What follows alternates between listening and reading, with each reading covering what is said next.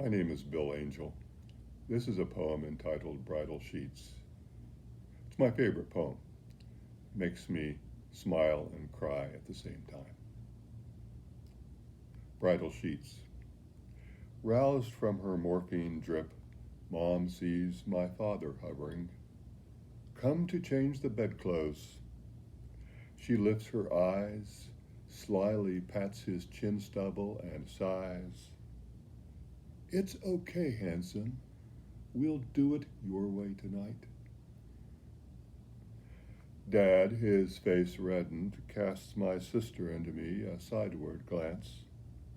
He smiles bashfully, then completes his task, leaving Mom, now transfigured, her breasts restored and full, a-twirl in bridal sheets, freshly worn.